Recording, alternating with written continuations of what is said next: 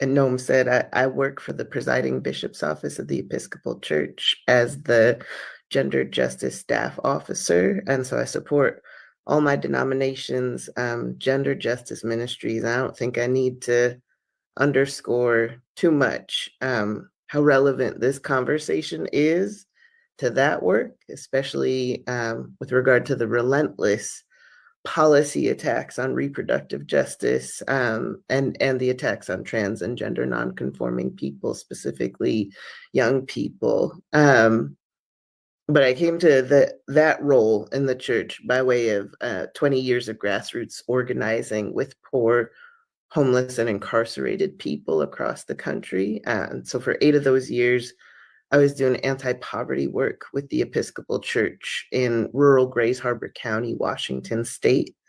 That's a place where we experienced a lot of vigilante violence in our work and witnessed firsthand the rapid rise of white Christian nationalist politicians at the city, county, and state levels. I think the biggest mistake we could make right now is to discount the struggles of folks at the very bottom of this society as somehow unrelated or not central to understanding this moment of political crisis. Because what's happening at the bottom right now is going to be happening to everyone else soon enough. And I don't just mean, things getting more expensive for more and more people, although that certainly is the foundation of a lot of things. I mean also the stuff we're seeing in terms of political repression. So one example, really short from our work, is that in June of 2020, I was supporting local poor and homeless leaders in Aberdeen, Washington, to host a prayer vigil, a public outdoor prayer vigil in solidarity, both with the George Floyd uprisings nationwide and also to highlight what had been happening locally with deaths of local people killed by law enforcement.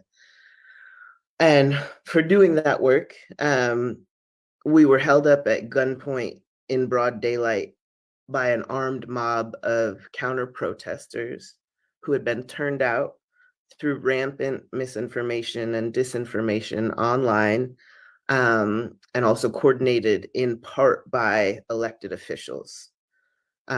Local law enforcement responding to it stood around shaking hands and taking photos with those people.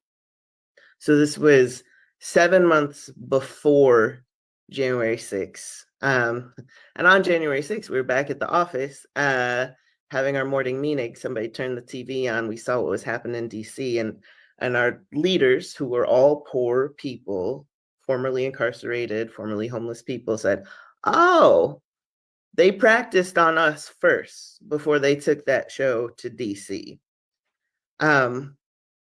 There was just a clear sense that strategy and many other strategies had already been experimented on poor communities. I think maybe the most important lesson we learned from that specific experience is that you don't stop organizing when things like that happen. So we had gone that day directly from being chased around town by a militia to walking back over to the church where we ran our free community dinners, and everybody just gloved up and fed about 100 people as usual. We kept showing up for people's jail visits. We kept running political education. We kept counter recruiting from white supremacist gangs. Because we cannot quit.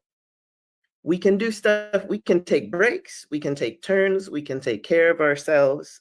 We have to do that. We can move around to different fronts of work as necessary, but collectively together, we have to keep pushing forward. We got to refuse to cede any terrain, any community, because nobody is going to come to save our communities except us, right? No party is going to fix this for us. And there's not like a pure political vibe, left, right, or center, I think, that is going to save us. I think the bottom is going to save us. People, the leadership of people at the bottom of this society is where we need to be throwing in all of our support and our attention and our investment in finding and lifting up the leaders that we need for this particular moment. I think that's where we're going to find the people who are going to get us out of this mess. Thank you so much. I love being here with you all.